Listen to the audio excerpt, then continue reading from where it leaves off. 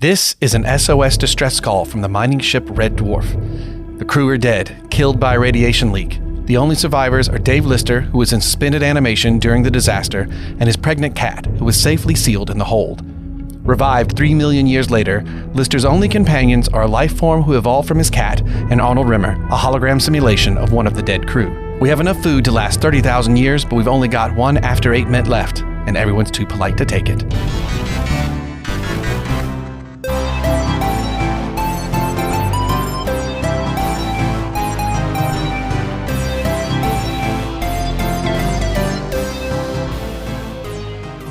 What's up, Smegheads, and welcome to episode 6 of Thanks for the Memory, a Red Dwarf podcast, where we rewatch every episode of the BBC comedy show Red Dwarf and discuss them. I am Blake, and as always, here with me is my friend Lee. Hello, Blake. I have to ask, do you know what an After 8 Mint is, by the way? Is the After 8 Mint the chocolate with the green in the chocolate? It is, you effectively call them Thin Mints. Okay, the Thin Mints. Okay, yeah. I wondered whether you guys knew what they were. I feel like I've seen it as both. Were they only Thin Mints? Or were they ever After 8s in America? So they look like York Peppermint Patties in shape, right? But let's go down another comedy route. I'm assuming you've seen Monty Python's Not the Life of Brian, The Meaning of Life. Yes, give me another. Oh, it's just a wafer Thin Mint. That's an After 8 Mint. Okay. Then I don't think, as I'm looking at them. They're like a square chocolate about this big. I know you can't see them. No. Listeners can't see them, but I can show Blake how big they are. And they come in a little plastic envelope, like a little plastic packet that they slip inside.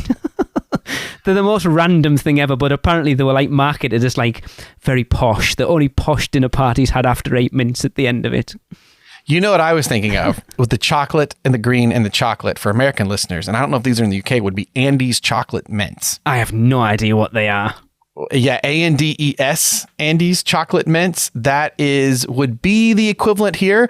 They were rectangle, and they came in a little green thing, and that was the equivalent here. My grandma had them. I always associate them with my grandma's house, but Andes mints. They don't look the same, but they're kind of the same idea.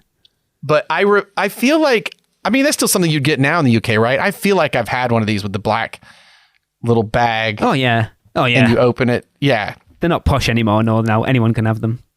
I've just ruined it. Yeah, they used to be. It's like, so we're getting into random food. We still have a thing here, and again, it was like the ultimate decadence that you had at parties and stuff. A Wall's Viennetta. Are you aware of a Wall's Viennetta? No. So it's like an ice cream cake. Oh.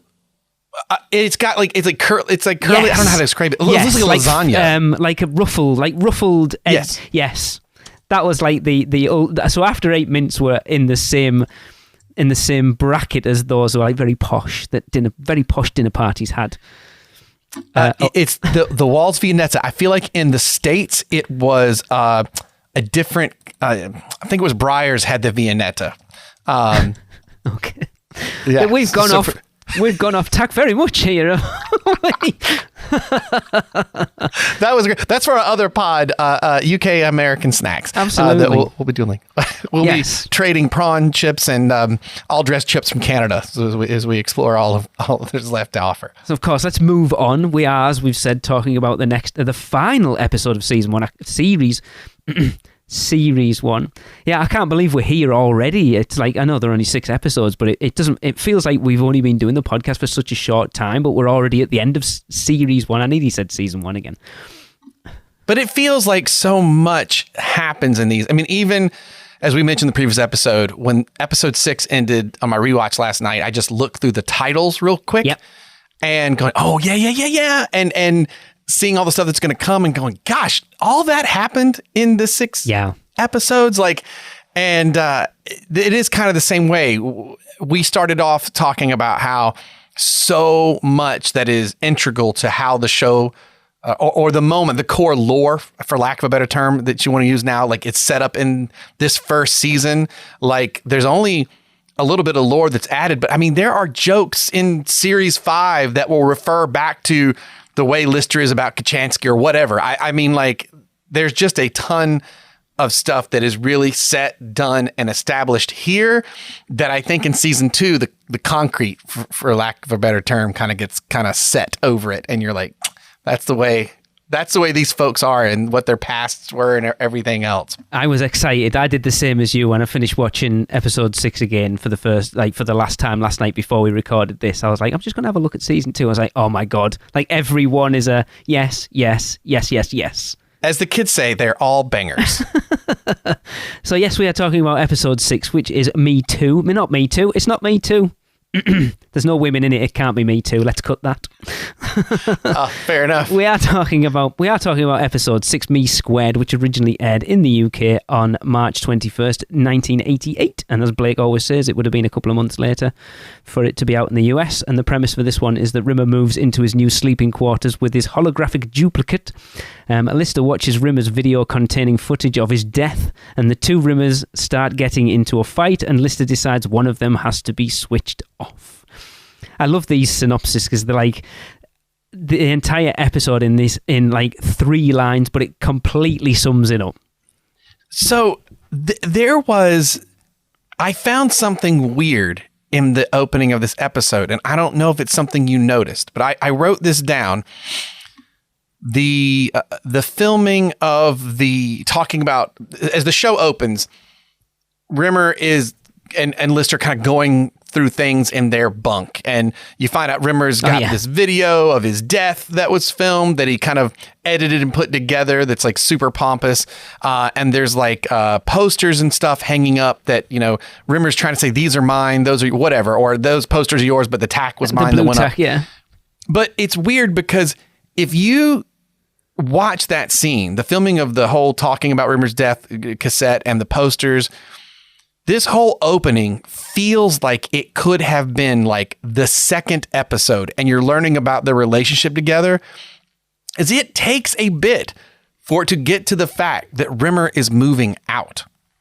It doesn't even... It's weird. We watched the previous episode and there's 2 Rimmers at the end of it. This one starts off and you're like, are we going to have the 2 Rimmers? I mean, I know the episode's name, Me², so sure, we are. And then for a while, it's you don't like actually see them. Yeah. Yeah, it's not a thing. And the conversation they're having, like, it's not like Rimmer's like, look, we got to go finish going. In a modern show, you'd feel like they'd be like, I want to go through everything and make sure what's mine is mine, so I take it to my new roomie.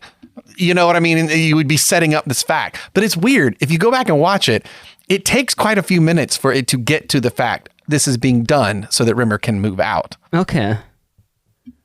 I did not notice that, but... Okay. I don't know. It's something... I don't know. I wrote it down and it was odd because I was like, yeah, you actually could have done this scene anywhere. Yeah. And had it lead into whatever next thing was going to happen. But it doesn't, I do like this opening scene because what it's establishing is all the things that make them crazy about each other. Yes. We got our Esperanto back in here. Yes. As he's talking about Rimmer staying up listening to his different little things about like hypnosis, trying to learn while he sleeps. Anything that Rimmer can do to learn stuff except the actual physical act of working on doing it, but one of them was learning Esperanto.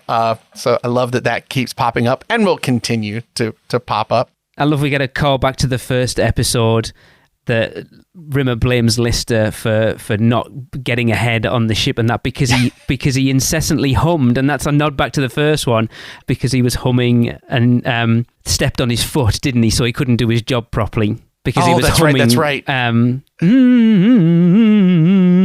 apparently that's the only tune Lister knows.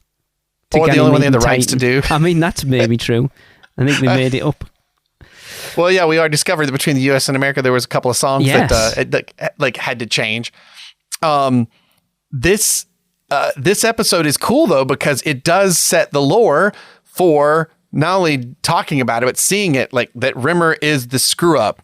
He is the dude that doesn't take care of the drive plate, does it wrong, and then there's the massive radiation leak that kills everybody. So the idea that he hates Lister even more because the only reason it didn't happen is because the one guy that was under him wasn't there to help him do it correctly. Yet he's the guy that gets to survive while everyone else dies, and it's his fault. I mean, Rimmer sucks, but I love him. I talked about that in the previous episode. But like, they really do just pile on the fact like how bad Rimmer is just constantly, and the inability to take any sort of responsibility for anything. It's always somebody else's fault. Every time. And then that's what the brilliance of this episode is, that now, Rimmer cannot get along with Lister, but that's Lister's fault. He can't get along with Holly, but that's Holly. He can't get along with Cat, but that's the cat's fault. Well, now he gets a chance to live with his honest to God, not a twin, but an honest duplicate. Another disc has been launched with him on board. And now there are two Rimmers that are going to be staying together in another bunk room next door to where Lister and Rimmer have been bunking, which again, by the way, always a funny premise, right? This ship is huge. There's tons of rooms. I know budget wise, they only built one, but it's funny that they bunk together when in theory there should be plenty of empty rooms. Yes. And there's no reason for them. Yeah, and but you go by that. That shows you, to me, I mean, again, we might be reading far too much into this, but that shows how much Rimmer is connected to Lister. That for all he wants to move out, he still wants to stay close to him. Yes. Because he could have gone anywhere on the ship, but he chooses to be in the bunk room next, which is weird, right? Because I've just thought this. So the wall that he's banging on later on is the wall with Lister's the bunk beds on, yes? Or is it a different... in theory... Because there's nothing on that side of... That's the outside of the ship. That's the outside of the ship. Yeah, in theory, it looks like even when they travel, they go out of the room and to the left. Yeah. And Because there's a window outside looking out, so that's weird. Yeah, it's also, I guess it's one of the scutters banging on the wall. They don't really explain it, but also they're screaming through what's ostensibly steel construction. No, I love it. But, it's one of those things that if you're just having fun and do it the right way, people don't ask the question. Yeah. But you could feel in a modern version of the story, right? Because God knows, we love to explain. Ever since prequels are the thing, right? We love to over-explain everything. And there would be some explanation of even in the beginning, why they room together instead of separate rooms when there's no one else on the ship before Rimmer number 2 shows up. There'd be some the only way for the light be to, which I don't think they even talk about yet, but for the hologram to recharge itself, it's assigned to the bunk that it was stationed. I don't know. There'd be some BS reason that it has to be near Lister and whatever. Maybe, yeah. They would invent something, but I like this better because you're like, why are they together? And there's something kind of fun about that. We said in the previous episode, Rimmer actually shows concern for Lister when he's sick and maybe dying. And it might be purely selfish that he doesn't want to go insane alone with the cat and Holly, on the ship, but that he kind of freaks out. But this episode is cool because there's a reverse version of that, I feel like, from Lister over this whole thing. Yeah, I have to ask. So that video that Rimmer made of himself, you've kind of put doubt in my mind now. So, I have to think of... I didn't notice. So the initial bit, when Lister puts it on, doesn't he? And he's like, Rimmer telling his life story of how he never got all the things. He's like, spin on. Is that hologram Rimmer or is that Rimmer? I don't know now. So the preamble to the actual death, is that hologram Rimmer? That's hologram Rimmer. Right, yes. Okay. So I was questioning whether Rimmer had recorded that way before his death, thinking he was always prepared for when he was going to die, that this video was a thing. But now, I never realised. I think I'm so used to seeing Rimmer with the H on his head that it's just, I don't see it anymore now. It totally disappears. I love the opening though, the whole... Rimmer BCS, BSC, what's that stand for? Bronze swimming. Yeah, because he has to be bigger than he is. Oh, and I wrote that down. What did I say? The bronze swimming certificate and silver swimming certificate isn't just funny for him trying to big himself up. It is also the initial setup for a long joke that will be in a later episode. That is, I think Esperanto plays into, but it is a later episode. There is this concept of the swimming certificates. See, my brain my memory is terrible. Like I can watch an episode of TV last night and completely forget all about it by the next day. So trying to remember a thing from some random season of Red Dwarf from 20 years ago. Not a chance in hell. It's not random for me because the particular episode I'm referring to, when we get to it, it will be the one I will tell you I have seen many times. Okay. It's like one of my favorites, and I saw it over and over and over and over. So I'm always like, oh, hey, that'll pay off later, which is something I love about this show. And I love that it doesn't handhold you in that respect. And it's at a time where nowadays that would be normal. You know, you'd watch a streaming show and go, oh my God, this joke in season 4 was totally set up in this thing in the first. But that's because we now don't, you know, everything's long form, even when it's quote unquote short form. Yeah. And you can go back and stream it, watch it anytime you want, right? And now you couldn't do that then. So it's crazy to me that they relied on people, you know, remembering some of the stuff for some of these jokes that were set up. To me, that's like totally shocking for the time period. Feels normal now. Yeah. So we go back to, we talked about it on the last one, where they're arguing about what time they have to get up. And it's like, we get up at 5:30. No, we get up at 4:30. And he's like, what are you doing? I'm going to bed. And it's like, you're a hologram. Why do you need to sleep? I know, but I do like it that it's like the two Rimmers. What time the new Rimmer is like? When are we getting up? The 8:30. Oh no, earlier than that. 7, 6:30 to 4:30. Then where are you going? I'm going to sleep. Well, we got time to do some revisions or whatever. But I'm going to get up in a minute. Yeah, I love that. Like, and I said for my character conversations, the only person Rimmer hates more than Lister is Rimmer himself. Yeah, absolutely. Absolutely. And you would think that anyone who went through what Rimmer goes through in this episode would make him slightly more lenient on Lister moving forward, but it really doesn't.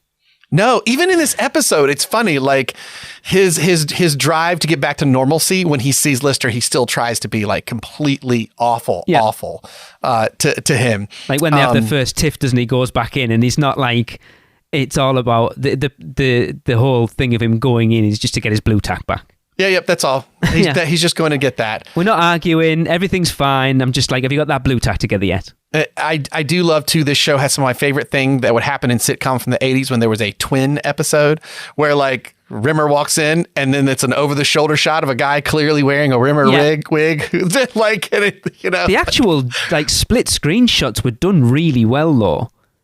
Particularly the movie theater where they're sitting in front of each other and the guys are in the back. Like I know how they did it. The movie theater's smart. Like because you can make a pretty easy line, but it still looks really good. It does. In fact, the only one that doesn't look good is the bad over the shoulder where Rimmer's kind of in the doorway doing his salute and to himself on the inside. Because I was watching, there's a bit where they're both in, I think it's the drive room, where they're shooing Lister away, and one Rimmer's on like the right-hand side of the screen, the other one's in the foreground, but you can't see his feet. So I was like, all right, they've just superimposed him over it, but then he steps forward, and he's there. So they've done and you can't see, like even my wife was watching it, she's like, you can't see the division where the split screen is at all. It's done really, really well.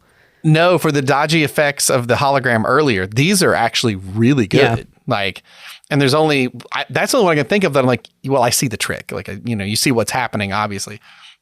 But it's really good. It is funny. The second episode had the crazy future echoes, wild sci-fi. Because you can argue that, like, well, this is a dead guy who's a hologram and now he's got a copy and stuff. It's kind of wild sci-fi too. But the show really does end for its first series. It ends on it being that sitcom. Yeah. You know what I mean? And not really delving into that stuff. The previous episode with the confidence and paranoia, kind of weird sci-fi. And this one is less weird because it's something we've already set up that exists. Yeah. And again, as we mentioned previously, this whole disk drive, one hologram, trying to bring Kachansky or anybody else back to talk to I just did not realize how that is a major through line to this entire first series. And then I just don't think it comes up again, even the option of doing it. We shall see. I love that we're setting up things that we're gonna carry on moving forward, though.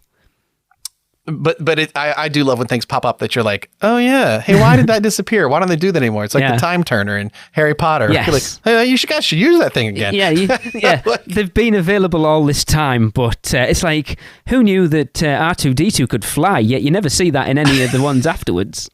Right. I mean, like, I just kept waiting in episode 3 for him to get damaged somehow, that it would mess up, and it's like, no, okay. That's fine. Whatever. I showed my complete lack of sort of academic knowledge in this. So when Lister ends up watching Rimmer's death video and he finds out that his last word was gazpacho soup, and it's like, why did you say gazpacho soup? It's such a weird thing. And Rimmer says, well, I'm sorry I didn't have time to sit down and bash out a speech in iambic pentameter. And I turned to Tracy, my wife, who's just done an English literature degree, and went, what the hell is iambic pentameter? And she explained it to me, and I'm still none the wiser. To be or not to be, that is the question. Whether 'tis noble, yeah, da-da. Yeah, that's only because I've got a theater degree. So you learn that. But I wonder how many people watching this episode, and like you say, I wouldn't be surprised if a lot of people who watched this when it first came out, Blake, were very much around our age, that sort of early to mid-teens, and there's no way they knew what iambic pentameter was at that point. I just assumed all you British folks had brilliant schools that taught you the classics of your William Shakespeare and stuff. So clearly, all you guys are all erudite and would get all these jokes about iambic pentameter. I didn't get it at the time, which is funny that I then went into theater way later. Way later. The show came out when I was 8 or 9, but I didn't. A lot of people I did theater school with, they were doing it forever, and I got into it literally right before I went into university. But so I had to. I'm like, iambic pentameter. I don't know what that is. But we have established that Red Dwarf is not above deep cuts. Let's go back to the Speaking Clock, Moss Bros and Teasy Weezy as a deep cut. There's I don't believe anybody in 1988 got that reference, let alone now. And the fact that we looked it up and we're like, oh my God, that is the deepest of deep cuts ever. But I do like me a good Shakespeare joke, so I'll take that. I love you didn't know what that was. That makes me happy. I had no idea. We'll do a whole academia subclass of it. We'll get Tracy to come on at some point and do an academia special version of Red Dwarf. I have to ask, so the sign outside Rimmer and Rimmer's door was second technician Arnold J. Rimmer and second technician Arnold J. Rimmer. The fact that he got a sign, who made that sign? Where did it come from? I always have to assume, I love when you have the same thoughts I do across the pond as we're watching these things separately. I go, I guess this is just Scudders. I guess that's why they dropped the Scudders in, so you can just say anything that happens. They made it. It's the Scudders, just like the painting of the ship that will happen later. I do love that he does to himself what he tried to do to Lister in the first episode. We talked about whatever that tool is that Rimmer pulls out, and he's like, everyone knows that a /something B is this. Oh, a 14B, yeah. Yeah, 14B, and it's this, and then he doesn't even, they're the same, he can't even tell them apart, right? And that he is painting the ship from ocean gray to military gray or whatever it was, and you can't tell the difference, and the other Rimmer wants to switch it back, and I always love that, the setup is not, in your Star Trek version, you would have bad Rimmer and good Rimmer. And that's not the setup here at all. They both suck. Yeah. I think new Rimmer is a little worse than original Rimmer, to be fair. And the only reason he's worse, I feel like, is he's trying to outdo the other one. To out Rimmer, but you also go, there's nothing that doesn't leave you to believe that the original Rimmer wouldn't also do that to him. But he is slightly meaner. There's the weird bit where they really start going at it. And my wife is like, I'm really concerned for Chris Berry's voice right now. And I know it's been 40 years, but he is screaming in a way that I'm like, oh, bro, you got to use, that's your moneymaker. Don't do that. I would be yelling at some actor on stage I was directing, me like, no, you don't scream like that. When he's shouting, Mr. Gazpacho! God, he's so hurt at that point though, isn't he? He's like a little kid. Mummy did love me. Well, the death of Rimmer, though, speaking of that, you did I mean, you didn't get IMDb pentameter, but you did get that the filming was Citizen Kane. Only because it was in the trivia notes on IMDb. Because this is where I'm going to be terrible as a terrible film fan. I have never seen Citizen Kane. Where famously the little thing falls off and he goes, Rosebud! Yes. And you're trying to figure out why he said Rosebud. But it is if you look down, it is in the trivia where in the video of the accident, Rimmer's last words, gazpacho soup combined with the shot of a snow globe smashing are an homage to Rosebud opening in the Citizen Kane. So I only know that because I've read it there. I love it. When I love you get to see Captain Hollister again. Yes. I'm trying to remember who else you get to see on the bridge, but he's yelling at Rimmer. Yeah, there was two guys behind him and I don't know who they were. I don't know whether there were anybody specific. Yeah, it starts to blow up. You see Hollister like get blown away and Rimmer fall down and then which is fun because I'm pretty sure it does match with where every little pile of dust was that that would be I hope it does. That'd be brilliant. Yeah, I love that attention to detail. That Lister eats for no reason. I think one of them might actually be McIntyre. The guy who was the first hologram, you know, the one they have the funeral for. The hologram would be there. Oh yeah. Actually, oh yeah. I need to find that. But it's cool to see that. It's so fun. There's a subsequent episode I'd not forgotten about, but again, in us not looking ahead, since I haven't seen these in so long. But when I saw the episode list for next season, I was like, oh yeah, there's another one that really solidifies like Rimmer's thoughts on himself, and you know, to be dealing with this other version of him that's slightly angrier. They don't really explain that, but he just really hates other Rimmer. And I don't know if it's that second Rimmer wakes up and is like, well, you've been alive for a little bit as a hologram. What have you accomplished? Nothing. Yes. Oh my, like I hate you more than I hate myself now. And like, you know, and it just keeps going in this absolutely vicious cycle. It's the fact that new hologram Rimmer obviously knows other Rimmers, all of his insecurities, and plays on all of them to get under his skin. So they do have a moment together, though, of beautiful symmetry. On your goit counter, did you count this as 1 or 2 since we got a double goit? I only counted it as 1. Because both Rimmers, you know, turn around and yell, you goit, you know, at the same time in stereo. I just wrote double goit in my notes. It was going by because both of them yell it. Interesting. I've only counted it as 1. I mean, I don't know. It's a double go. It's 2 Rimmers. Hey, Me². I feel like you should add 1 to it. This goes back to, like, I love back in the episode with the garbage pod, how I love how understated Rimmer can be, but then when he does lose it, so it's kind of that Jack Nicholson thing in The Shining. Yes. So I remember watching The Shining for the first time, and I was quite old, actually. I'll have been in my 20s the first time I watched it, and like everyone's like, oh, Jack Nicholson amazing in it. And I got like half an hour in, and I think the thing with Jack Nicholson in that is he downplays the character for the first half an hour, so that when he does go, that jumps even bigger. And I was like, okay, I get it now. And I think Rimmer does it a lot in this, especially in that scene when they're arguing. And then he goes next door, and other Rimmer's got the scutter banging on the wall, and he's like, oh, just come for the blue tack. He's like, I haven't had a chance to collect it yet. Well, I'm just gonna sleep here for the time being. And he gets under the blanket in the bed, and then go on, bang on the wall. And he said, oh, excuse me, Lister, I won't be a second. And he just gets up very unassuming and walks to the door and shouts, stop your foul whining, you filthy piece of distended rectum.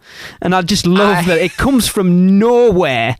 It's such a great insult. Again, this was as a kid, like at words I all knew, but the more I kept watching British comedy, I was like, you guys do use your English better for insults than we do by far. We'll just be like, F you, man, whatever. Yep. But like, I'm like, you wretched piece of distant, you know. Brilliant. There are some rectum insults that will come in further episodes that are also some of my favorite lines in Red Dwarf ever. I just love that he goes from 0 to 100 in like that.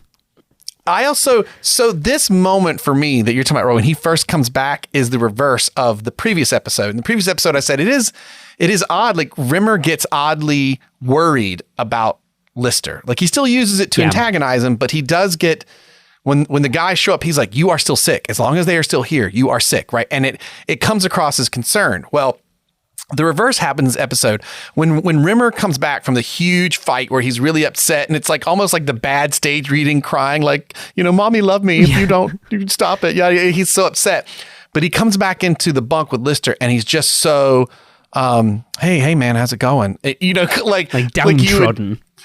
Right, like you've been on a vacation with a couple of friends, and then one of them are a couple, and you've heard them scream at each other, and then one of them comes in the room, and you're sitting there watching the TV like, oh, actually, you're trying to act like you didn't hear anything, like, and it's got that vibe.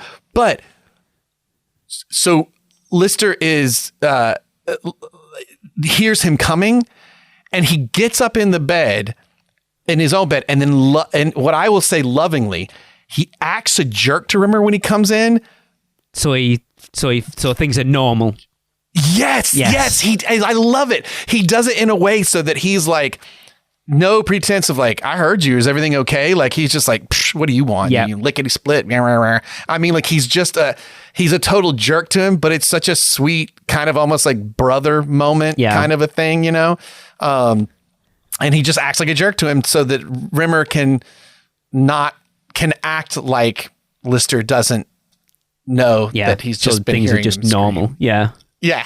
I love how we get another insult that, like, the fact that Rimmer's dead gets used as an insult a lot, and it's actually himself to himself this time when he's banging on the wall, and he just shouts, "Shut up, you dead git!" Yes, you dead it's git. Brilliant. Oh my God. I love it when he loses it. Just those moments when he loses it. I mean, I don't think there'll be a sequence better.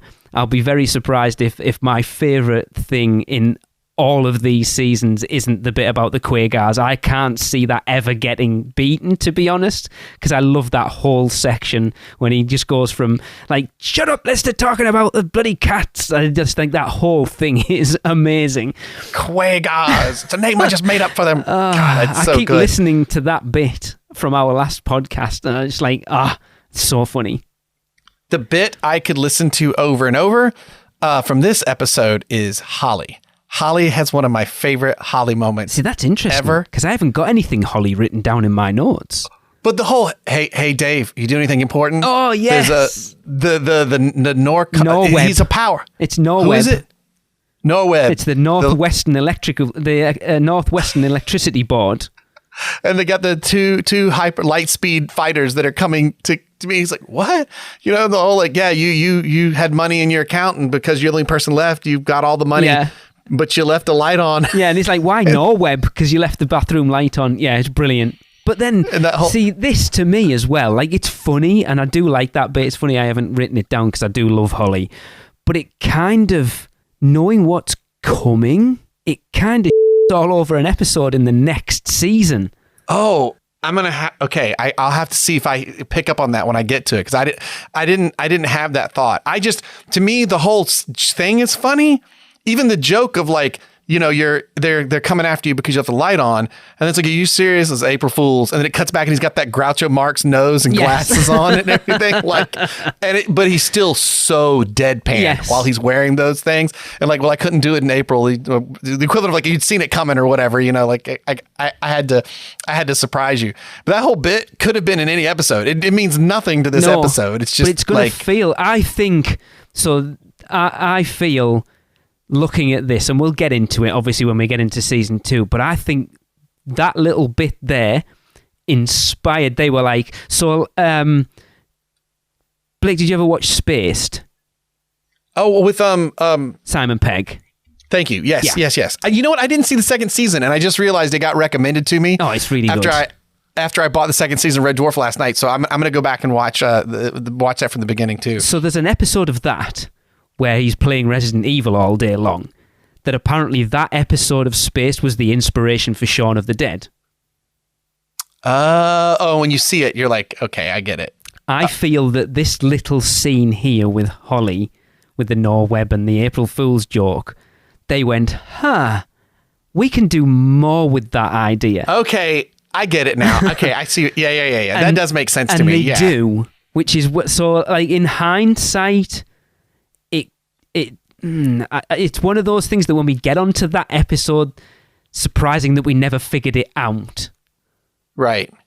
Well, but again, it's at a time when you don't get to do how we're doing it. Yes. You know, that's what you'd I'm watch saying. 6 episodes play out over 6 weeks, and then exactly the 48 other weeks of the year would go by before you get to the next one, right? And so you don't get the chance to go back and watch it again or anything like that. So it, you know, it's almost like our podcast is slowly becoming also a slight, not a critique isn't the right word in the sense of like not liking it, but it's really changed how the comedies and stuff are produced now. Yes.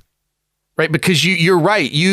In today's day and age, you wouldn't be able to do that if you dropped the 6 episodes on Netflix. And even if it was a year later that 6 more come out, people would restream it real fast. And so you couldn't double a joke up or expand upon something like that again. Whereas here it doesn't really matter. Yeah, it'll actually be interesting because I don't know when we get into season 2 what the difference in the airing times was. So when the last episode of season 6 came out and when the first episode the last episode of series see, you've got me doing gotcha. it now. The last episode of series 1 and the first episode of series 2, how long a difference that is, and I don't want to look it up now. I want to wait until we get in the next one. But it will be quite interesting to see how long that was, because I feel like nowadays between a series like 1 and 2, it seems to be quite a short time, unless you get a writer's strike or an actor's strike, which we seem to get all the time. Yeah. Whereas back then, I think that time difference was bigger. I mean, obviously, when we get into some of the later series, there's going to be years in between them. Yeah. Oh, God, that's when it does get weird. Oh, man. I'm so curious where our conversations are going to go. Yes. Because, I mean, I know where some things are coming, and I know where I fell off, and I got to pick back up on. That's what I'm excited for. Those, like, my memory of them is probably very thin because I haven't watched them since they first aired. But we're going to be talking about stuff that you haven't even seen yet. No, I know. But as far as seeing the most, for me, it's still seasons 4 through 6 that I watched the most. And you were seasons 1 through 3 that you had seen the most. I would say 1 and 2, quite honestly. Yeah. Because they were the ones, I think series 1 and 2 were the only ones that I owned. Oh, I definitely watched 4 through 6. This is working quite well, actually, because we decided when we finished this episode with the first series that we'd kind of wrap the series up. So we're kind of doing it as we go along a little bit as well. Oh, yeah. Like talking about the season. I can't not, like, I'm so ingrained in American culture now that I keep saying season. Well, plus once you guys got, friends and everything else. Yeah, true. Showing a bunch of time. I mean, whatever. Walking Dead, whatever. Everybody's season series. It's just funny. That is something I had never heard until the comment we got on the show about like series and seasons. Yeah, please stop using the word season. It's series. Like, okay, sorry. And now when I think about it, like the Red Dwarf like season sets were it said series 6 or series 4. Like I remember that now, but for sure, I don't know. But that's also relatively new though, isn't it? I mean, because you didn't used to go back and watch seasons. When Friends, for example, was playing like as in it was contemporary, you didn't talk about like, do you remember in season 3? We just like... Yeah, no. It really was, once you could start mail ordering, they were putting all the episodes on DVDs. I mean, I know they were doing it on VHS too, but I mean, once DVDs happened and it was more... people could grab a hold of these, especially things with Netflix, even through the mail existed before the streaming. And you really start thinking about things in that way. The world's really changed, hasn't it? It's like, if you try and imagine the world before Netflix and Amazon Prime and Disney Plus, it's so weird, isn't it? Yeah. Yeah. If you could not, if you were going to remake this, you'd make fans mad because they'd say, you changed too much. But I'd also argue like you'd have to, because the way people consume stuff is so different. You'd have to figure out how to stay true to the core of it, figure out what that core is, but then present it in the way that it is now. Captain America. Isn't this a weird thing to pop up? But the best. For me, the best MCU movie from comic to screen is the Captain America movie, the first one, because it doesn't adapt a thing directly. You can't just remake the old Captain American origin with Jack Kirby and like it just doesn't work. If you ever go read it, you go, oh my God, that was so fast. It's also very fast how it happens, but it nails the core of it so well that all the additional stuff that springs from it still feels like it belongs, to the point now where they've actually started to treat some of those things as if they did happen in the comic, right? Whatever. That's a tough one when you're adapting stuff. It's a tough needle to thread. It's probably why we're getting another season with these guys, or series. I was so curious to see what they call it. As opposed to a relaunch, you know? Yeah. I mean, I know there's rumors that there might be some kind of a reboot there about a prequel that's before. Really? They get on the ship. That would be interesting. Right? There's somewhere that Rob Grant and Doug Naylor doing two separate things. One doing the story as it continues, one doing a prequel. I don't know, but it just shows how popular this was and how popular it still is, that they're still getting money thrown at them to do more. Yeah. And I think it's just one of those brilliant casting things where even though right now we're not really seeing them all work together a ton, like Holly and Kat are in this, but they don't work with the cast a lot. No. And that changes so much in season 2 where they all start having scenes together, you know, like with all of them doing that. And it really, to me, changes the flow of the show. And like the casting was so perfect that you just keep tuning in, right? I think that's probably one of the reasons that goes, if we redo this, how do we do this? Because they're just so spot on, you know? Lightning in a bottle. It's a tough one to do. I don't know that I would touch it more than I would just make a new science fiction comedy. I would tune in. It's like I hate when they reboot films and call it something else, and then it ends up being like RoboCop is one of my favorite films of all time, and I've come to kind of accept the one with Joel Kinnaman in it. It's all right. But like, just call it something else. Just call it something else. Yeah. Just call it something else. Don't call it RoboCop. Just call it something else. I remember taking the kids to watch it, and the kids were like, oh my God, that was amazing. I was like, right, we're going home, and we're watching the original. Don't remake, don't remake something awesome. Do me a favor. Go find the movies that like we all were like, God, this was a cool idea that didn't quite work. Go remake that. Yes. And make it better, you know? Yeah, we don't need better versions. Like, we don't need to go out of the Disney playbook and remake all the films we've already made before. Oh, yeah. Oh, that's a whole other that's a whole other show. We can do another podcast on that. So going off, I love how there's another one in this, how Rimmer uses idioms, but he never says them as they are. So there was one in an earlier episode where it was like, that, my friend, will be the day that Satan is skating to work. And there's one in this. Yes. Where it says, oh yes, that was the straw that broke the straw that broke the dromedary. So it doesn't say the straw that broke the camel's back. It's the straw that broke the dromedary. And I love that it just changes them up just to put Rimmer's little spin on an idiom. I love that. So is it Rimmer's spin, or is it that it's been the future? Like, you know, like the forgetting of Shakespeare when he calls Shakespeare wrong. I've never quite understood are we saying Rimmer is dumb but pretends he's smart, so he screws up Shakespeare's name? Or are we saying in this world, like, it's so long ago that either people say it wrong or it's really not a big deal if you forget, because only super nerds would know. Yeah, you know what I mean? Like, yeah, I do like it though. I love it. I love the idiom change. It's cool. Yeah. Well, anytime, you know, what's the whole thing with comedy? Take what you know and then skew it just a little bit, right? Yeah. It's funny. Hard is the other side. Yeah, I also love the in the cinema. So I looked up, Esperanto, you know, we commented on, is it Novello, that's the level in Esperanto. Right. So we looked that up earlier, and I looked in the cinema, it says cinema or theatre, whatever it might be, and then underneath it says Kino Joe. And I'm like, I'm just going to look that up just to see how in theme we're going, and that is cinema in Esperanto, so they're keeping that theme going. I didn't even catch that. I freaking love that. Yeah, but I love the commercial, the advert in the cinema. I don't know whether you guys used to get adverts like this in the cinema in the US, but it's funny enough, it's the same guy.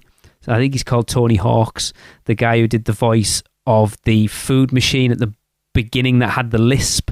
It's the same guy. Oh, yeah.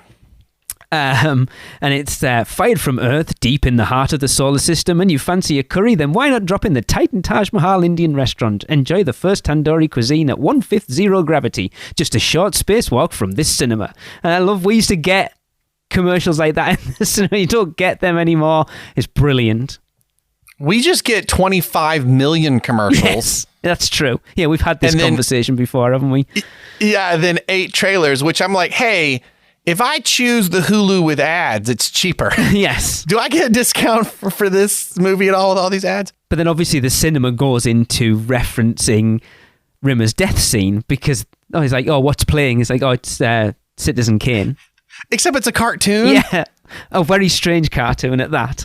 Yeah, it's like this weird, violent cartoon. And he even says, yes, I can tell this is Citizen Kane. So I think it is the idea with even the messed up Shakespeare name that like Rimmer's an idiot. Like he tries to pretend he knows just enough to sound stupid. You know what I mean?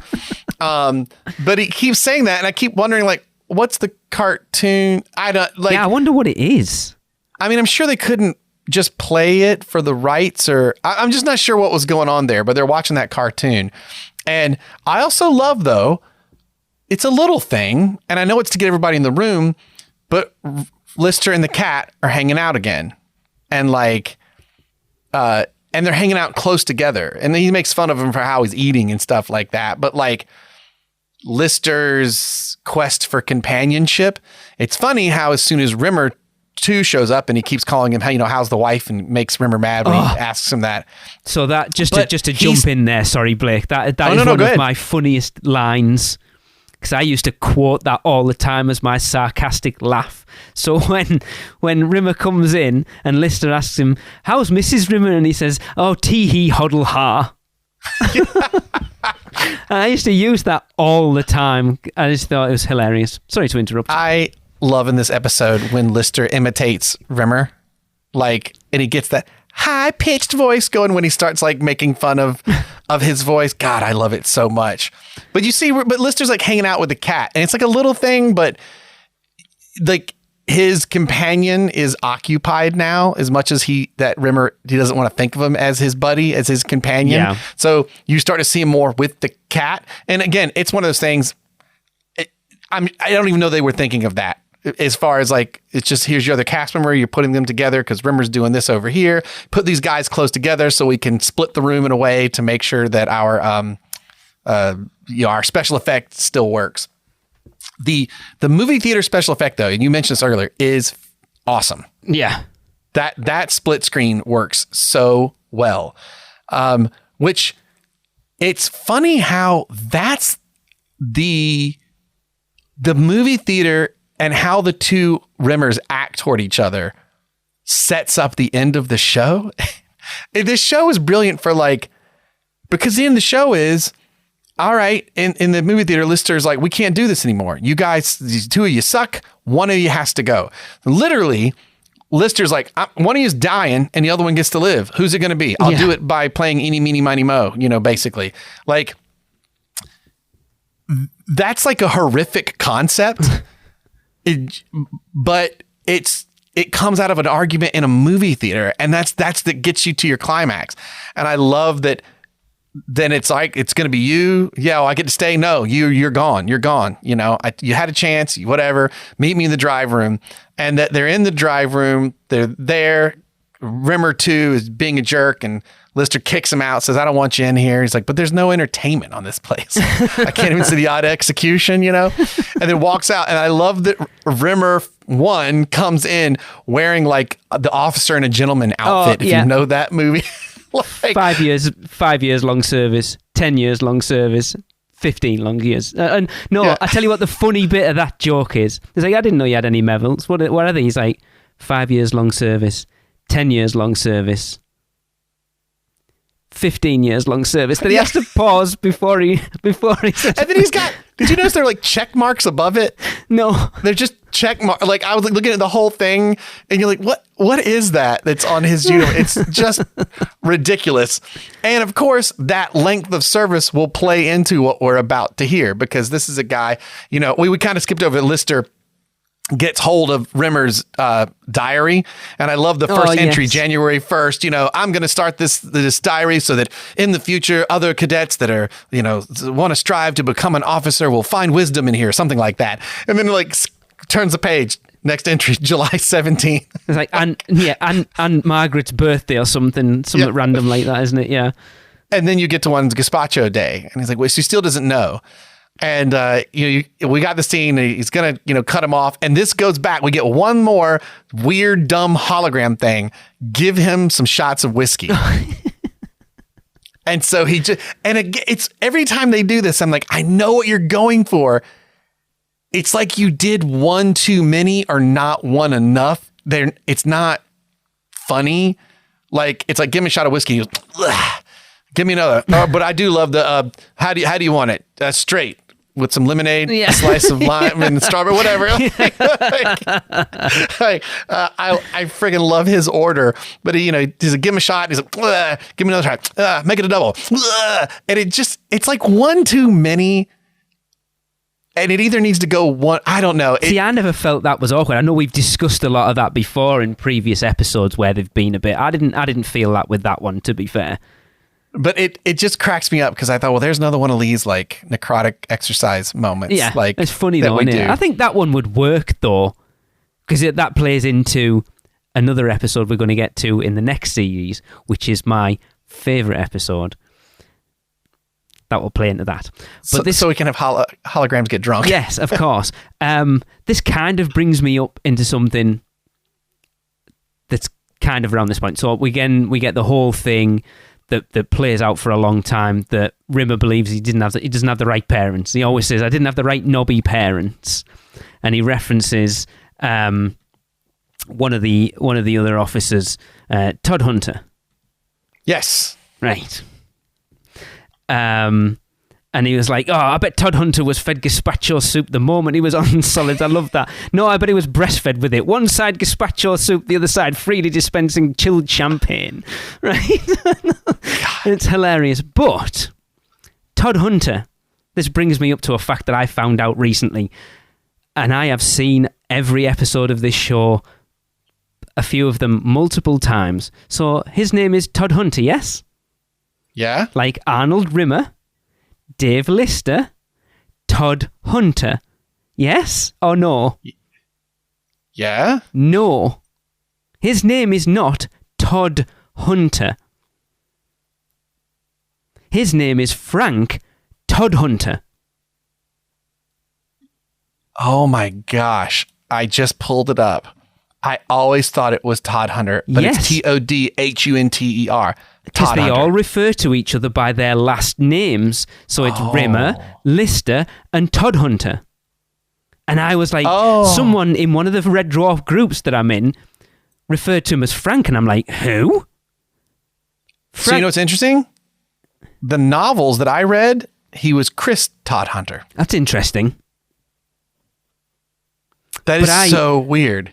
For 30 years, I have thought he was called Todd Hunter. Not Todd Hunter. Because that's bizarre. It's a very strange why would you? Surname. Yeah. Yeah, why would you? Well, I mean, even as a kid, the idea that his name is Dave and Arnold, I just don't, they're Rimmer and List. But it makes sense that they all refer to each other, like Captain Hollister and Peterson and Chen and all the rest of them. They all refer to each other as their surnames, but I've always assumed that for some reason they referred to him by his full name. Well, this moment in the drive room, he kicks out he kicks out Rimmer 2. Rimmer 1, he's like, has a few drinks, then he's like, all right, yes. Anything you want to talk about before we do this? Can you just tell me what gazpacho soup is? And he basically agrees to tell him. So you have this in the trivia. So maybe you should jump into that since this is where we are in the story. Do you know, I wrote this so long ago, I don't even know what it is, so I'm reading this for the first time all over again. So according to the trivia, Rimmer's gazpacho soup story was based upon a real incident experienced by Rob Grant and Doug Naylor while at Thames Television. And Thames Television is it's a production company rather than a TV station. that it would have been on ITV, which is one of our other. So unlike Rimmer, however, they suddenly remembered some soups are served chilled and did not send it back. I've never had gazpacho soup. I never had it either, and the only soup I knew that was cold when you had it was vichyssoise. Yeah. And I only know that because of Batman, when Michael Keaton's like, Alfred, this is cold. It's vichyssoise, so it's supposed to be cold. That's how I learned as a kid. That was a cold. That's supposed to be a cold soup. I guess that would have been 89 though, so not 88 when this came out. So this would have been first. But you find out the whole story that it all just comes down to, and I love that Rimmer's like, after 14 years of service, I was invited to the captain's table or something. Fresh out of the car and like it's so ridiculous. Oh no, because he says I hadn't been with the company that long. So after 14 years of service. And saying like, why in basic training do they make you do all this other stuff, but don't tell you that gazpacho soup is cold. And so everybody just laughed at him because he ate his hot gazpacho soup. And that is in fact what ruined his career. Yes. In the service. Like there's always another something that sort of ruined everything for him. To which then I do love that we'll get on with it. And the smile that Lister has it's such a good acting moment when he admits that he lied about all this for the gazpacho story, that he wiped the other guy, the second Lister, when he left the room and had no intention of wiping or erasing this first Lister. It is such a great little acting moment. Like it's just the look, the eating grin on his face is so good. When he admits what he's done and then is like, don't worry, I won't say anything. And I love whatever he says about him, but we'll get there. You're man of your yes. word. And so are we to assume that Lister is actually smarter than Rimmer at this point? Because he coerced Rimmer into a situation where he knew he would tell him whatever he wanted to know. I think he's smarter than Rimmer when it comes to knowing Rimmer. Okay. Like, he knows, like, what... I think he knows Rimmer so well what makes him tick. I think when it comes to Rimmer, he's smarter than Rimmer because Rimmer wants to believe he's so good at things that's his blind spot, So he's usually, and I think this comes from other episodes, he's able to make him do things that he wants or whatever.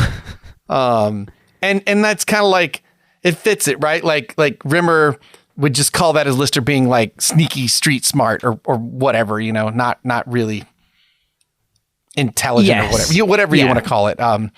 But I do like the common sense attack, basically. Yeah, Lister's got more of the common sense than Rimmer does. I always get the idea, Lister could be awesome. He just chooses not to. Yeah, he chose not to be. Because he can't be bothered. It's easier not to bother. Yeah, he just be a bum. Just be a bum and just kind of skate by. Yeah. I mean, even his dream is to kind of not do anything. I mean, that's not like that's really what his dream is. But this show ends, and I love the final bit of I won't say anything. He's like super. Oh, you see, you've spoiled the outro now. But I mean, it's so. But it's a good. I like that sort of badum-chink moment, bip, and then it ends, and you're like, this stuff, that little springboard of that will carry so far in what's to come, and to wrap up the series along with the season. I can't say it that way. It sounds so weird to my ear. But wrap up season 1. Sorry, everybody from the UK. It feels weird to me, and I'm the one that's supposed to say it.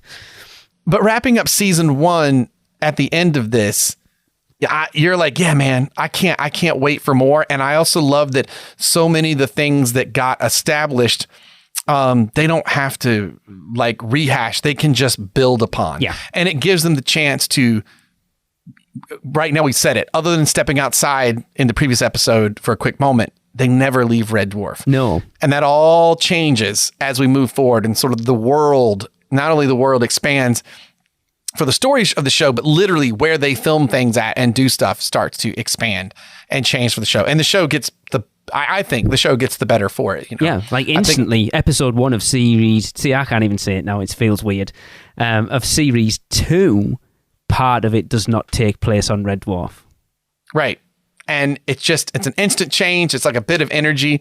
And the crew is the crew. They, like the boys from the dwarf does not exist yet, but that's fine because it's like they're still getting to know each other. Right. And I think that's the most fun thing about this season is you're kind of getting to know. Sometimes it hits really hard. Sometimes I think the worst we had was just, it's okay. This is fine. Yeah. It will get better. It wouldn't have me turning it off, Things are never you can't. Every episode can't be a 10. No, but also and we talked about how this is filmed so differently than sitcoms in the US where you get 22, 23 episodes, whatever it is. It's such a different thing. The idea of doing just 6 episodes and then you got some time to think about it. I'd have to look it up to see when they actually jumped in and when they actually stopped filming. When they saw the response and then when they started filming again. Because you've got that reaction period of, right, we've done 6 episodes. Let's put them out there, see what people think, and then react to that and make the necessary adjustments moving forward. And I would say that the Quagar episode is actually the biggest reflection of what will come in the sense that Rimmer is hoping this is an alien pod or something to learn from to change the status quo. And I think one thing that feels different in season 1 compared to the rest of the show, in the rest of the seasons, they are always trying to improve their crappy situation. They're trying to break out of the status quo. Yeah. We're just hurtling through space all alone. How can we change that? That's how can we make it better? And if you think about it, so many of the plots end up revolving around some element of making better food, trying to meet people, discover, you know what I mean? Everything is about it. I think that's an interesting shift because it will move the show out of sitcom in the sense of here's your 4 locations, your 5 locations, and it's these people, odd couple, trying to figure out how to work together. And now you're still the odd couple, but everyone is trying to figure out how to make things better. Yeah. And sometimes it's in a big way, like food or something. In other ways, it's just, trying to help one of the crew that shows up later that will meet along, as we're watching this. And I love how we're still cagey with that. Yes. I'm really hoping someone is watching this for the first time through from the beginning. Who are they talking about? And everyone else is just for God's sake, will you just say Crichton? Yeah, no, right. But it is it's cool. It's a little time capsule because the show is never like this again. It's always about trying to fix the status quo. I would say that not even the situation they're in, but whatever gets them in trouble usually is because they were trying to do something to not be in the same exact boat. And sometimes it's to really change things. Sometimes it's to try and get home. Other times it's just to try and not be bored anymore. Right. But that ends up being the thing that kicks it along, which I think the show works too. It's immediately identifiable. Right. Let's talk about being bored. I think Lister would never be bored. He literally amuses himself by blowing bubbles and having a competition with himself of bubblegum blowing to see how big they can be. If any other crew member of Red Dwarf had survived, they'd be insane.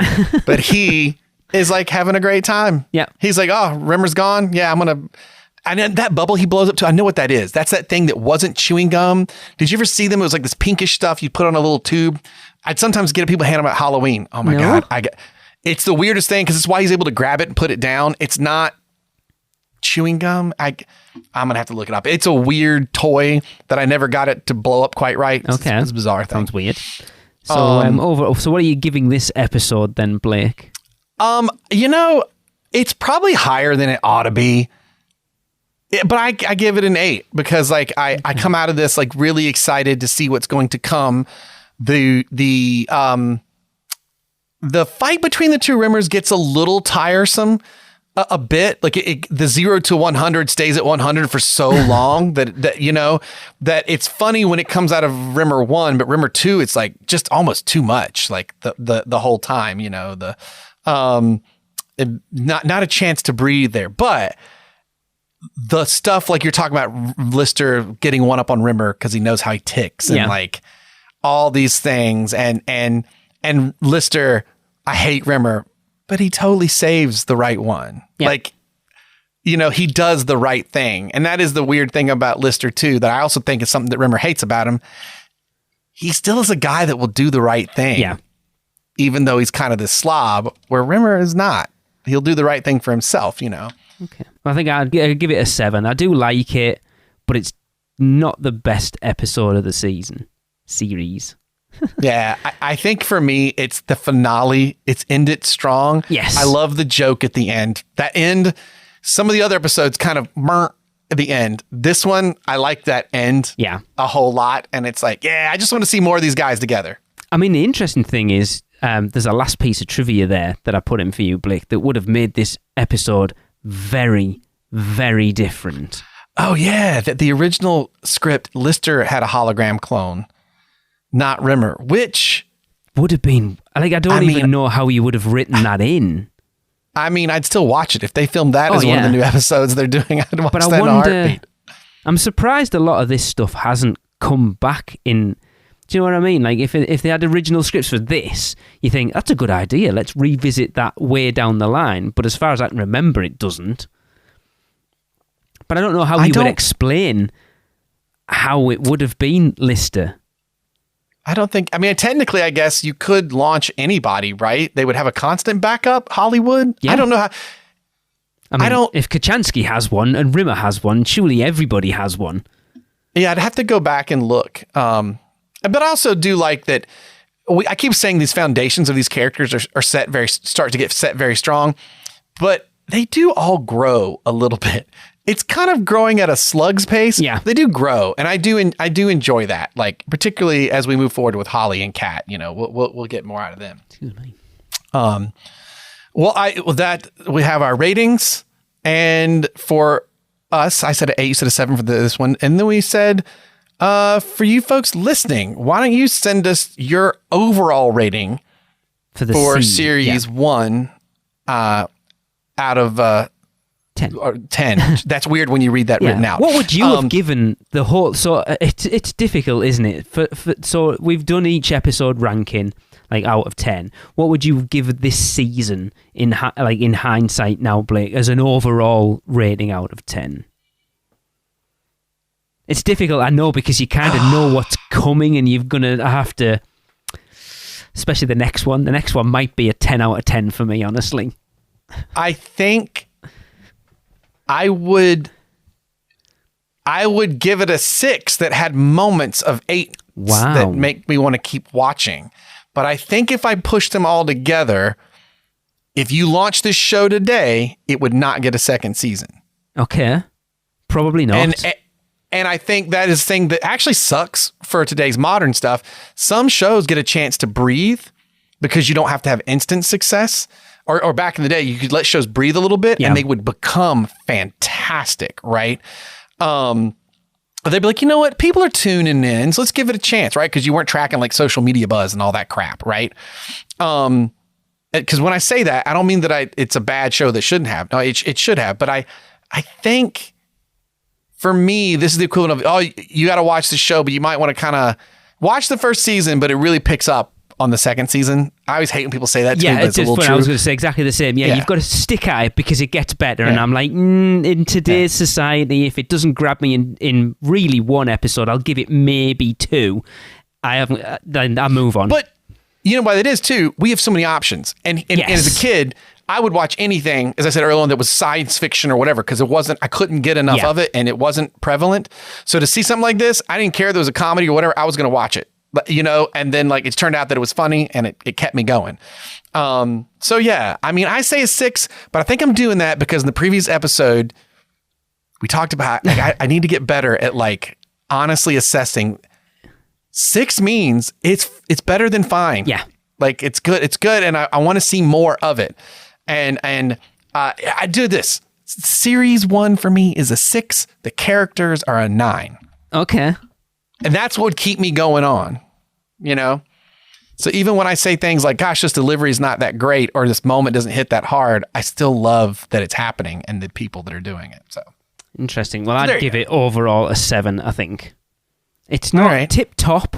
You can see, as we've talked about, it's it's definitely trying to figure out where it is, what sticks and what doesn't. I mean, obviously things are going to change once they get away from that in front of a live studio audience. I do think that makes a big difference to how this show is for definite. But you can, like you've said a million times, you can start to see the foundations of what the show's going to be moving forward. And those foundations are amazing. And it does come down. It's very much the characters. As long as the characters, like you could argue that as long as those characters stay pretty much the same and they are who they are, you'd watch them in any situation you want to throw them in. Yep, I don't care. Good seasons, better seasons that aren't as good, don't care. I'll still watch them because I love who they are. Well, on that note, I will say give us a follow on the Facebooks and Instagrams at Dwarf Memory, over at Twitter at Dwarf_Memory for all show updates. Of course, you can email us your comments, thoughts, and your Series 1 overall rankings to us at dwarfmemory@gmail.com. And don't forget, we are on YouTube as well at youtube.com/@dwarfmemory if that's where you get your podcasts, because apparently there are people out there that do that, so it's there for you. The next episode we will be discussing will, of course, be Series 2, Episode 1, Crichton. So make sure to watch before you listen to our next episode. So anyway, do you promise? Yeah, I promise.